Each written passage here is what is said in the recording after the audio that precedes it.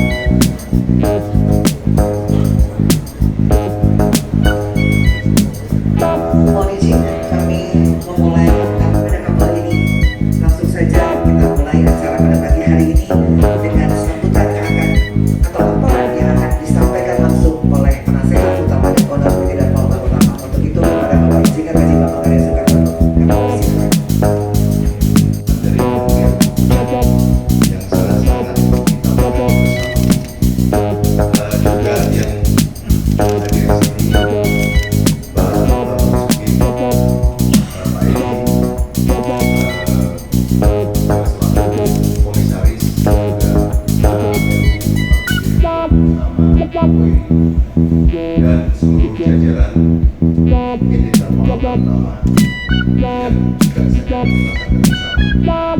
Alhamdulillah kita panjatkan syukur kehadirat Allah Subhanahu wa Ta'ala, Tuhan Yang Maha Esa, atas ridhonya kita berkumpul dalam keadaan sehat, dan terutama juga kami mengaturkan terima kasih yang sebesar-besarnya kepada Bapak Menteri Perhubungan.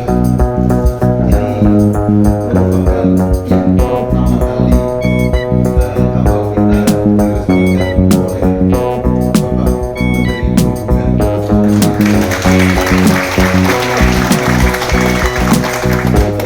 Saya hijrah ke DPR RI. Jadi ini termasuk sejarah bagi PT Dharma Lautan Utama. Kami mengaturkan sembah nuwun, terima kasih yang sebenarnya.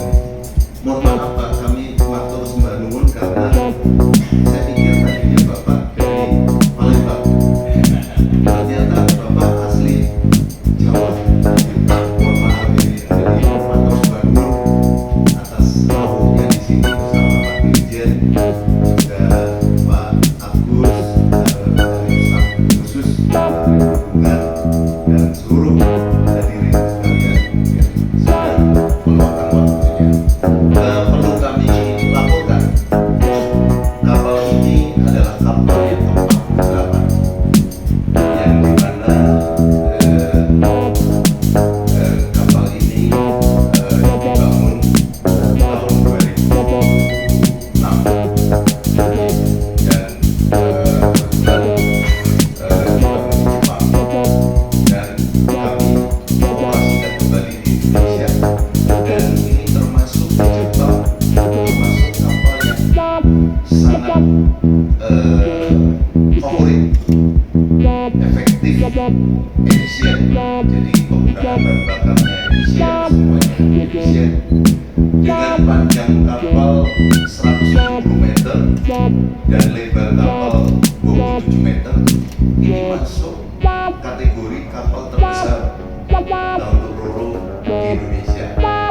Jadi kami masih ada yang lebih besar lagi Pak Menteri. Ada dua yang sudah beroperasi awal di lintasan Balikpapan, Surabaya. Kebetulan panjangnya sekitar 186,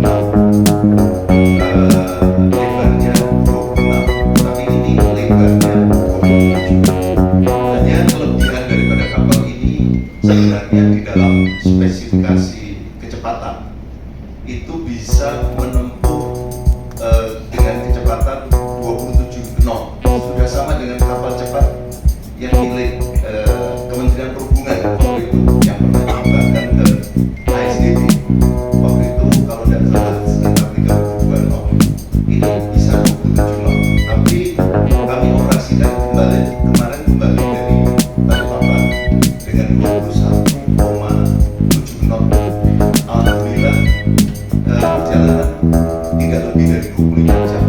Jadi ini sudah bisa menghemat waktu sehingga logistik ini bisa tersalurkan lebih cepat, Pak Menteri, dan jumlahnya bisa lebih banyak. Nah, ini dengan adanya undang-undangnya lebih cepat. Dan ini kami terus terang punya satu keinginan seperti yang mungkin diprogramkan oleh pemerintah. Indeks logistik kita yang sekarang ini kami juga dengar dari Pak Dirjen bahwa indeks perform logistik kita itu ada di posisi masih di 24, tapi ini sudah lebih baik daripada yang pada waktu kami masuk di komisi 6 pada waktu itu, bahwa indeks logistik kita pada waktu itu sekitar 26, sekarang sudah jauh lebih bagus, dan kita sudah masuk tingkatnya lebih baik daripada sebelumnya. Kami juga ingin sebenarnya tadi ini sudah cita-cita cukup lama. Di 2001 kami sudah sampai kepada saat ke Pak Menteri Pak tol Kirana 2 yang menuju ke Kupang. Ini adalah kapal yang pertama Pak pada waktu itu muncul menuju Kupang, diresmikan sama Pak Agung Bunga. Terus di Kupangnya diresmikan oleh 9 anggota DPR RI Komisi 5 pada waktu itu bersama Gubernur NTT siapa Pak? Frans Ledugari. Ini mohon maaf Pak, kami waktu itu melaporkan bahwa waktu itu pemerintah belum ada wacana Asia Connectivity. Kami sudah berpikir pada waktu itu kami harus berpartisipasi.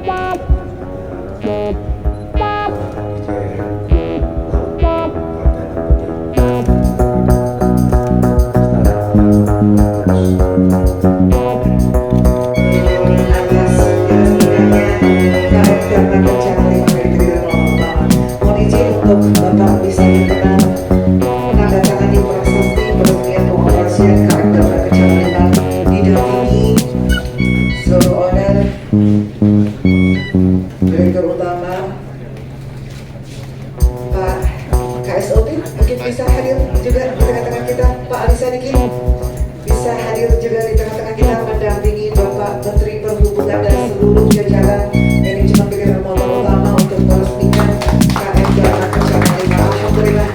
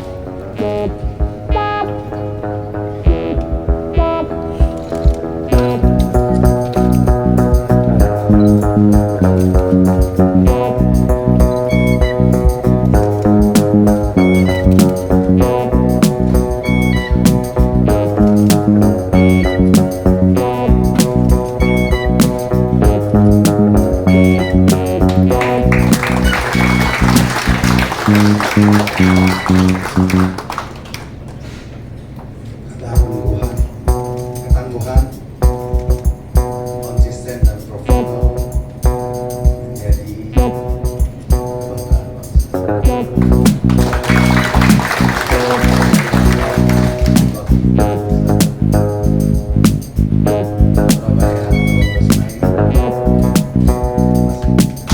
Terima kasih sekali Bapak Menteri Perhubungan Republik Indonesia atas semangat yang luar biasa untuk membersamai kami pada momen pagi hari yang sangat berbahagia dan membanggakan bagi PT Dharma Utama tentu saja.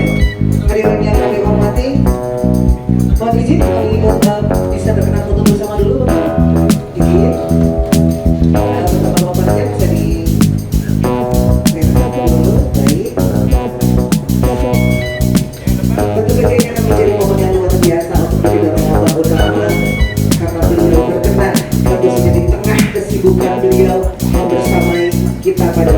hari yang berbahagia ini.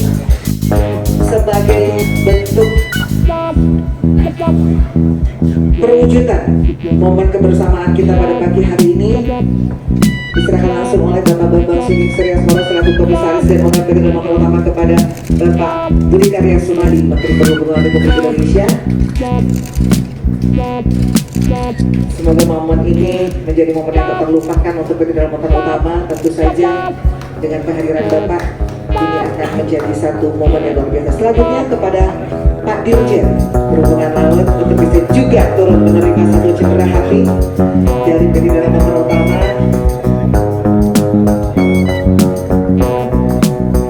Semoga beliau juga terus dapat bersama kami.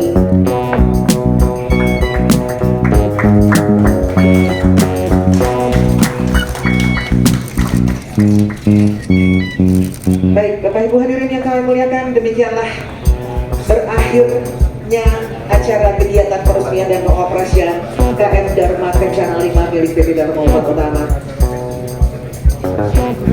Sekali lagi kami haturkan terima kasih kepada khususnya Bapak Budi Karya Sumadi, Menteri Perhubungan Republik.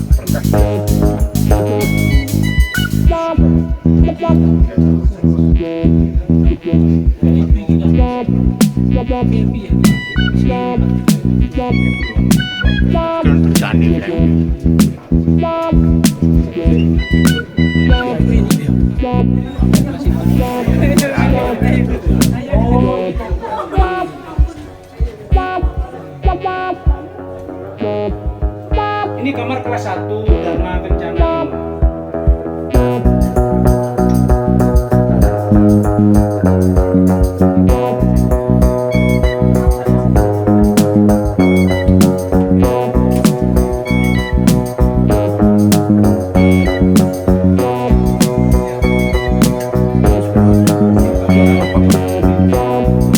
Jadi di bawahnya VIP kelas 1. Siap, kelas 1. Siap.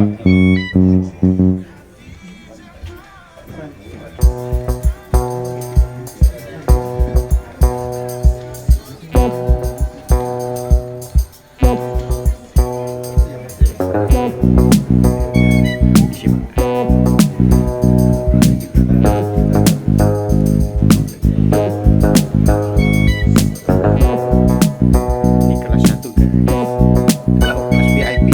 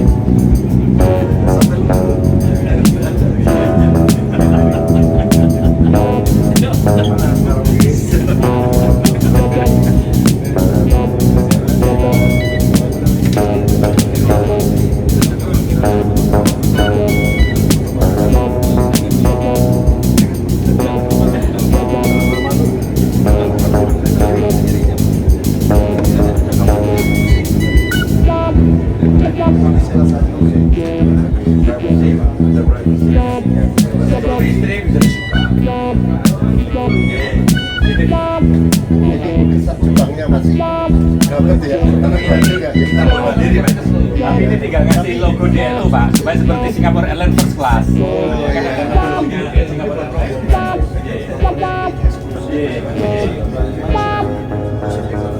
bisa ngeblok satu keluarga besar.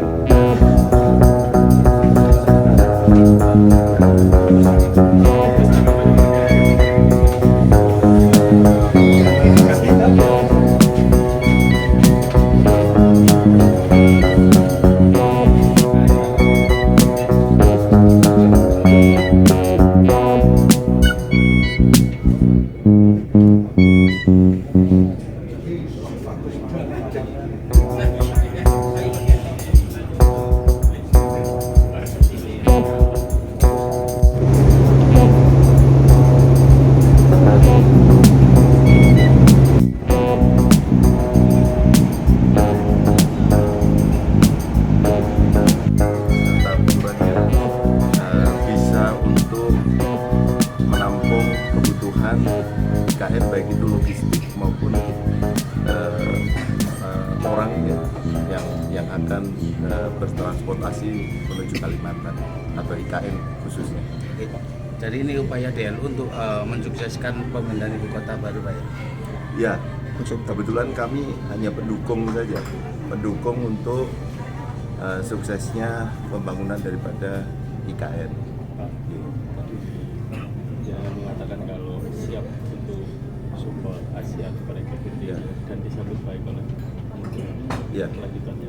Jadi sebenarnya ASEAN Connectivity itu sudah saya pikirkan pada saat saya memimpin PT Dharma Lautan sudah mulai tahun 2000 sebenarnya.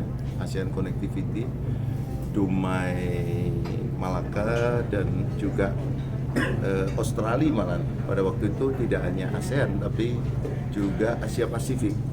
Itu saya sudah memikirkan pada waktu itu dan sudah pernah saya sampaikan pada Menteri Perhubungan waktu itu Pak Agung Gumelar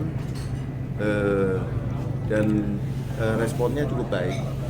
Tapi pada waktu kemarin akan direalisasikan, hanya sampai dengan saat ini memang infrastruktur pelabuhannya masih belum ada. Jadi ini yang kami juga menunggu begitu ada infrastruktur kepelabuhanan yang layak untuk kapal-kapal kami siap berpartisipasi di situ. Dari sisi DLU Siap untuk berpartisipasi di situ karena apa? Kami mulai dari awal itu selalu merintis lintasan. Jadi lintasan itu belum ada sebelumnya dan kami merintis di situ dan alhamdulillah masyarakat publik dengan adanya kapal, jadi istilahnya ship promote trade. Jadi dengan adanya kapal maka muncul perdagangan atau trading atau apa itu istilahnya logistik yang mengalir dan beserta penumpang. Jadi ship promote trade. Ini yang selalu kami lakukan. Jadi bukan trade promote the ship, tapi kami selalu mendahului. Jadi ship promote the trade. Pak Bambang, terkait dengan rencana Kementerian Perhubungan melakukan pembatasan kecepatan khususnya di Merak Bakauheni, DLU menjawab seperti apa, Pak? Tidak ada pembatasan kecepatan. Kan ada rencana tadi wacana ke depan itu akan kecepatan minimum. Kecepatan minimum, bukan kecepatan maksimum. Jadi kecepatan minimum sehingga yang diharapkan kapal-kapal di Merak Bakauheni bisa tripnya menjadi lebih banyak. Ini kita sambut dengan baik karena kita menginginkan logistik maupun penumpang dan kami sendiri juga punya target trip untuk bisa survive dalam kami melaksanakan operasional. Jadi ada target trip. Nah, kalau itu misalnya kecepatan dipercepat, maka jumlah trip akan bertambah.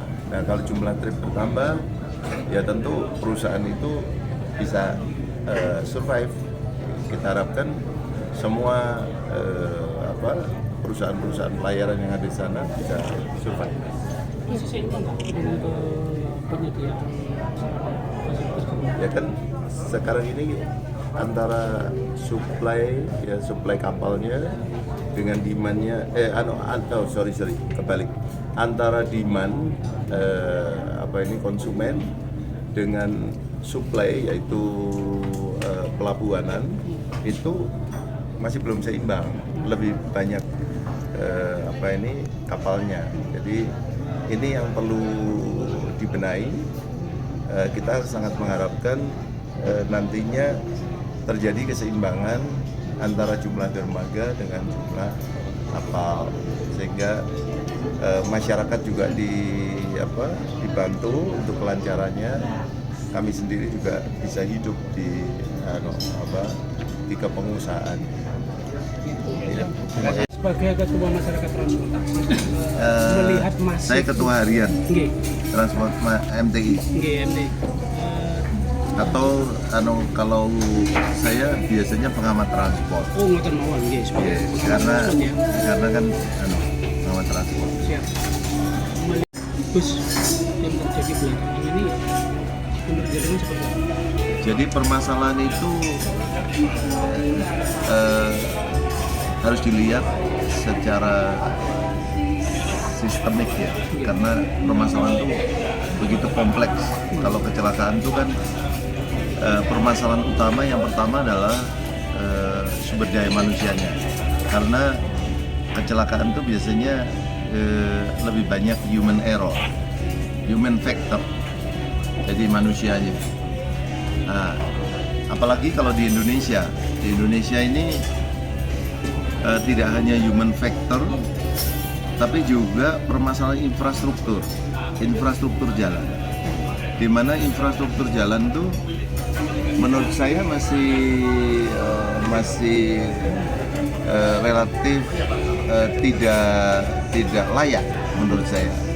Jadi jalan raya kita ini kecuali tol ya, itu masih bersimpangan tuh dari depan maupun belakang, istilahnya dari dua jalur itu dua lajur itu jadi satu, dan ini probabilitas kecelakaannya begitu besar sebenarnya. Tapi dengan kondisi kecelakaan yang ada ini sebenarnya masih relatif kecil ya, dengan infrastruktur yang sangat terbatas. Bis bersimpangan ya toh, dengan sepeda motor ini itu berapa juta probabilitasnya per hari itu terjadi kecelakaan karena infrastruktur tadi, betul ya. Terus yang kedua, infrastruktur itu juga banyak yang rusak jalannya, sehingga lubang-lubang ini biasanya kadang sepeda motor terus menghindar dari lubang, dia terus jatuh, akhirnya terlindas dan sebagainya. Jadi ini, tapi kalau misalnya truknya itu menghindar dari melindas sepeda motornya, tentu akan nabrak dengan kendaraan yang berlawanan arah. Nah, ini pasti. Kalau di tol kan nggak ada itu. Terus yang ketiga, di infrastruktur itu juga tidak steril. Beda dengan di luar negeri, tidak ada namanya orang nyebrang ini dan sebagainya. Kenapa begitu? Karena di sisi jalan atau sisi infrastruktur tadi banyak sekali pusat-pusat keramaian masyarakat, misalnya pasar ini itu dan sebagainya di jalan raya, sehingga anak kucing, anak orang, itu semuanya pada bisa lewat jalan raya, dan ini sangat membahayakan terhadap transport itu. Pasti mereka menghindar dan bisa terjadi tabrakan, ataupun juga permasalahan penerangan dan sebagainya. Jadi infrastruktur yang ada di Indonesia ini atau jalan raya ini, itulah juga sebagai penyebab dari timbulnya satu kecelakaan. Terus juga masalah-masalah infrastruktur di tikungan jalan. Yang kemarin yang ada di Subang, itu tikungannya juga kurang memenuhi syarat. Biasanya kalau tikungan itu harus ada kemiringan sehingga pas pada waktu nikung bukan miring menuju ke tempat arah kendaraan sehingga terlempar, tapi ke kirinya kendaraan sehingga tikungan kalau misalnya belok ke kiri, tikungannya tidak melempar kendaraan. Oh, sisi dalam ya? Ya, ini yang sering terjadi di Indonesia. Jadi belum membuat infrastruktur yang layak. Apalagi yang ada di luar negeri, di luar kota, di luar kota. Ini banyak sekali yang misalnya di pedalaman Kalimantan dan sebagainya hancur semua infrastrukturnya. Nah, ini yang mungkin perlu dibenahi.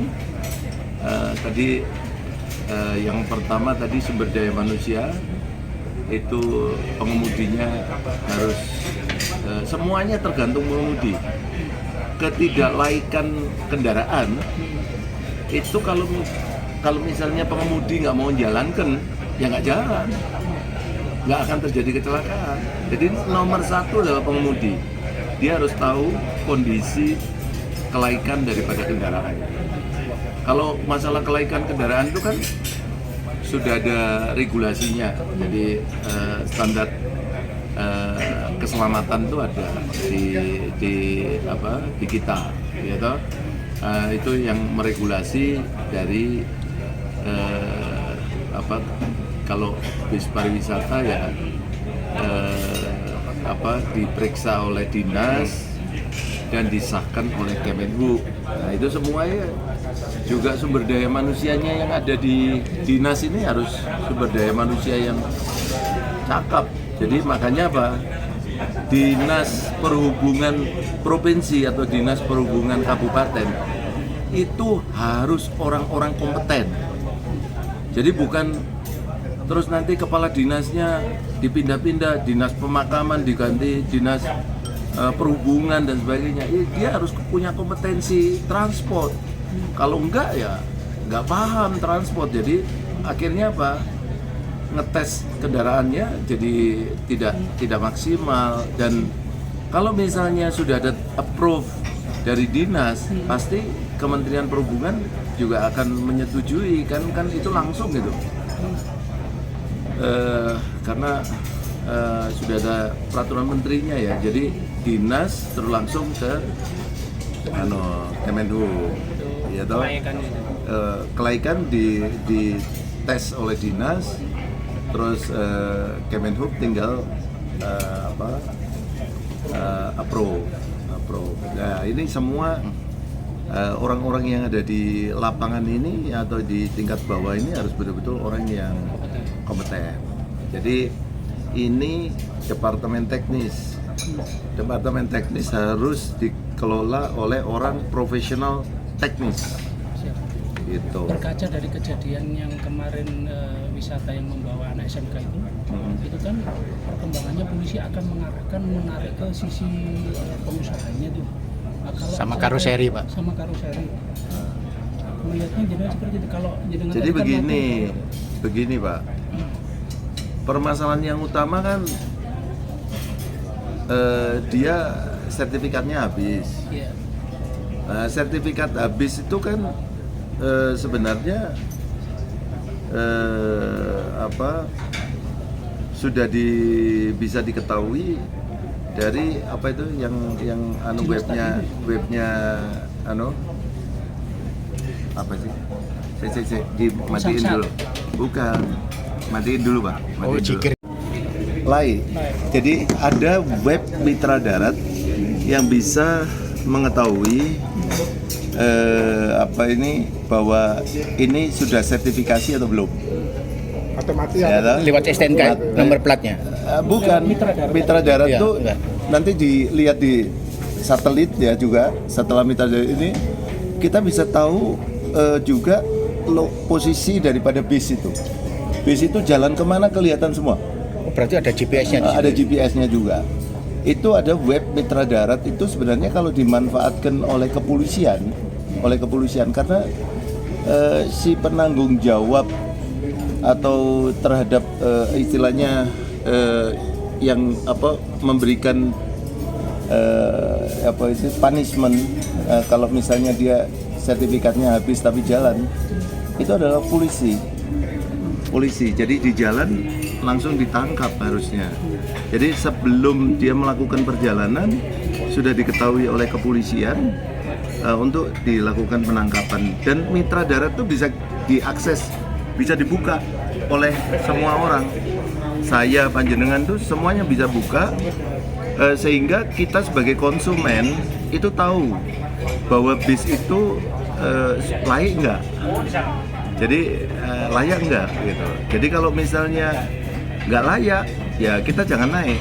Tapi yang harusnya lebih bisa mengetahui itu adalah kepolisian sebagai penanggung jawab bidang hukum atau punishment, bila jadi tindak anunya ini dari kepolisian gitu.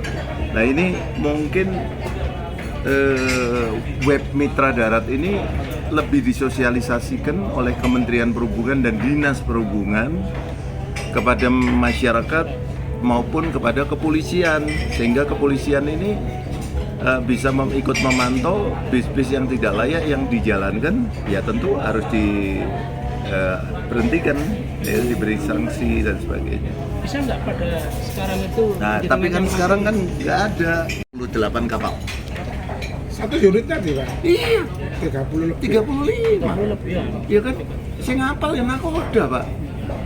Ini anak sertifikat yang mati, sertifikat yang ini semua nakoda. Siapa? Kalau di jalan raya ya sopir harus menginformasikan. Kalau menginformasi pada pemilik sertifikatnya mati, tapi tetap gak digubris tuh, suruh jalan terus, ya pidana pengusahanya. Tapi ini kan sopir jalankan tanpa paksaan. Itu. Jadi kalau tanpa paksaan ya sopir yang kena. Satu sopir, yang kedua mosok selama 6 bulan mereka jalan terus nggak ada yang tahu. Harusnya kan dari mitra darat itu kan bisa diketahui tuh, di web mitra darat tuh bisa diketahui bis itu jalan kemana, tahu, bisa mendeteksi, ada GPS-nya kemana itu tahu. Ini yang Kementerian Perhubungan sudah melakukan yang terbaik, yaitu apa? Dia mendata semua bis yang diinput datanya dari Dinas Perhubungan, terus disosialisasikan ke masyarakat seluruh Indonesia. Nah, termasuk kepolisian harus input dari situ. Kalau enggak kan, taunya terus kepolisian juga harus melihat tuh, bisnya jalan kemana? Oh, jalan ke sana, jalan. Wah, ini tangkap. Kan punya orang perangkat. Ya. Jadi tinggal telepon, Kapolres tangkap tuh bis. Kapolres tangkap tuh bis. Sebetulnya tidak susah ya. Tidak susah. Karena Koridornya sudah ada ya. Koridornya sudah ada. Pemerintah sudah menyediakan layanan web itu tadi. Mislingnya di situ. Ada HT ya Pak. Pakai HT aja nakoda. Pak Yusuf. Pak Yusuf. Pak Direktur. Yang tahu sertifikat mati siapa? Kapal. Nakoda. Iya. Nek ini sertifikat mati dijalankan terus, siapa yang tanggung jawab? Ya nakoda. Nakoda sama-sama dari. Iya, bukan pemilik. Kok bisa pemilik? Pemilik mikirkan 38 kali berapa sertifikatmu? Karena satu kapal. Untuk yang pokok 18, untuk yang komponen kayak aircraft, Iya. Berapa kira-kira? kapal ini aja ada aircraft ada Ratusan Pak. banyak. Satu kapal aja ratusan sertifikat. Belum aparnya. Belum apar, belum ini, belum itu. Lah siapa yang tahu? Emangnya pemilik tahu? Pemilik lihat ini aja belum tentu datang. Jangankan pemilik. Ayo misalnya Pak Doni, tak suruh, ini Pak GM nih, yang ada di lapangan terus. Misalnya ditanya masalah sertifikat, ini sertifikatnya ada berapa, life craft-nya ada berapa, tahu? Nggak tahu kan? Yang tahu kan nakoda. Itu Pak, ya itu yang harusnya bertanggung jawab penuh. Yaitu siapa? Ya si siapa? Tadi itu sopir. Ya artinya sebetulnya persoalan ini Nah ini nakoda ini. Pak nakoda, kalau sertifikatmu monggo Pak, sini Pak. Kalau sertifikat jenengan itu tidak, tidak apa istilahnya, comply, apa tidak, sudah habis. Jenengan mau jalankan kapal ini? Nggak mau Pak. Beliau gitu tanggung jawab Pak. Sopir juga begitu. Begitu kendaraannya nggak comply, nggak boleh dia jalan. Dia bawa nyawa publik Pak, dan dia bawa nyawanya sendiri, gitu loh. Jadi jangan disalahkan pemilik nggak tahu jumlah sertifikat yang ada di kapal Pak Nakoda. Ada berapa? Hah? 16. Ada sertifikat Lifecraft, sertifikat ini dan sebagainya. Ada Skoci sertifikat, ada ID sertifikat, ada berapa? Mungkin ada kalau 200 lebih sertifikat jenengan. Ayo, saya dikumpulkan. 1 unit. Oh, 1 unit kapal Pak. Satu itu sertifikatnya Satu Pak. Pak, gitu itu berlaku berapa tahun? Apart ini apa? Ini ada sertifikatnya. Sertifikat berlaku Berlakunya. setahun. Lah kalau setahun lupa kan wajar Pak. Scrap juga ya. Kalau pemilik lupa wajar. Nek nakoda lupa, lah itu yang nggak wajar. Ya toh? Makanya apa? Semua sertifikasi tanggung jawab nakoda. Kalau habis ya nakoda harus segera mengajukan supaya kapalnya bisa jalan. Kalau enggak, beliau kena pidana Pak. Tuh, udah tahu sertifikatnya expired kok dijalankan, kena pidana. Bukan pemilik Pak. Pemilik, jangankan kok sertifikat Pak. Ketemu nakodanya aja belum tentu pernah. Loh kalau di perusahaan lain di spill nggak tahu nih nakodanya siapa, nggak tahu. Kok iso pemilik yang di penjara, nggak mungkin. Itu yang bis loh, bis ya yang nakoda. artinya arah ke sana itu kurang tepat gitu. Kurang tepat, bukan kurang tepat, tidak tepat. Tidak tepat. Oke. Oke, saya sebagai dengan kemudahan pengamat transport. dengan kemudahan fasilitas web tadi harusnya tidak serumit itu ya. Iya. Jadi di Mitra Darat tuh ada web Mitra Darat nih, saya sampaikan itu.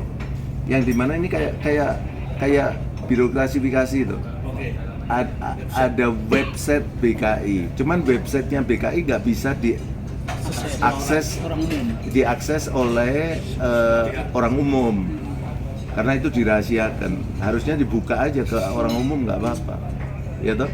Seperti yang ada di Mitra Darat. Mitra Darat itu dibuka aksesnya, betul ya Pak Yusuf? Sehingga orang biasa bisa tahu tuh bis ini layak atau tidak layak, karena ada webnya Mitra Darat kita ini. Nah, tapi yang lebih membutuhkan itu adalah si pemegang punishment yaitu siapa? Kepolisian, penegak hukum tadi. Lah penegak hukum harus tahu. Lah caranya tahu gimana? Wong masyarakat aja bisa tahu kok, penegak hukum nggak bisa tahu. Ya harus bisa tahu Pak, harus bisa tahu. Jadi ini yang saya mohon adanya dari kepolisian itu bisa melihat web yang sudah buat oleh Kementerian Perhubungan dengan akses data dari Dinas Perhubungan, input datanya dari Dinas Perhubungan.